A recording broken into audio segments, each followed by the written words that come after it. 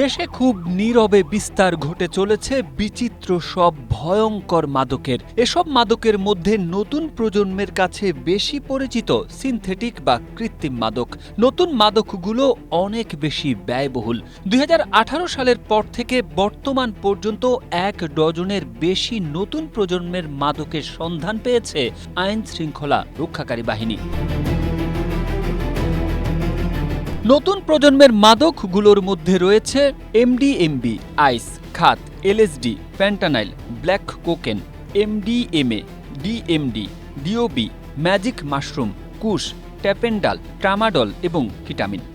Strawberry super dotted ও classic ভ্যারিয়েন্টে sensation, জাগুক শিহরণ। এসব মাদক দেশে আসছে ইউরোপ, লাতিন আমেরিকা ও আফ্রিকার বিভিন্ন দেশ থেকে। পার্সেলে কিংবা যাত্রীবেশে মাদক কারবারিরা এসব মাদক বহন করে দেশে নিয়ে আসছে।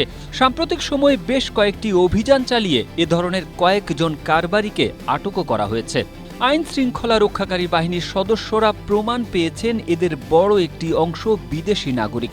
তবে মাদক দ্রব্য নিয়ন্ত্রণ অধিদপ্তর ডিএনসির পরিসংখ্যানে নতুন মাদকের বিষয়ে ব্যবস্থা নেওয়ার উদাহরণ কম।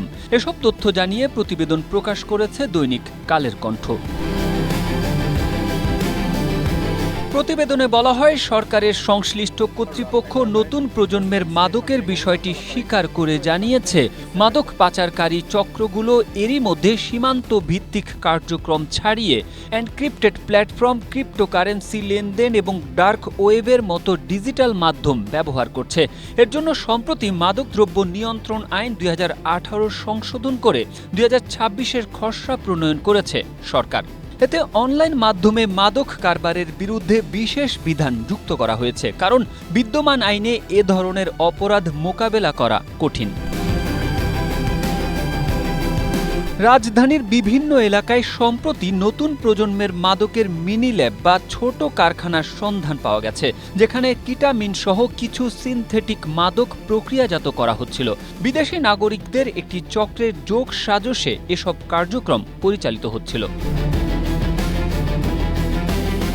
মাদক বিশ্লেষকদের মতে নতুন প্রজন্মের মাদকের সবচেয়ে উদ্বেগজনক দিক হল দ্রুত আসক্তি তৈরি করা, যা ব্যবহারকারীদের শারীরিক ও মানসিক স্বাস্থ্যের উপর দীর্ঘমেয়াদী ক্ষতিকর প্রভাব ফেলে। সামাজিক যোগাযোগ মাধ্যম ও অনলাইন যোগাযোগ মাধ্যম সহজে ব্যবহার করা যাওয়ায় নতুন প্রজন্মের মাদকের বিস্তার সহজে হয়েছে। নতুন প্রজন্মের মাদকের পাশাপাশি পুরনো মাদকের বিস্তারও থেমে নেই। ইয়াবা, গাঁজা, হেরোইন, কোকেন ও ফেন্সিডিল জব্দের তালিকায় বলে দিচ্ছে এসব মাদকের বিস্তারও আশঙ্কাজনক। Tareq Ahmed, Asia post.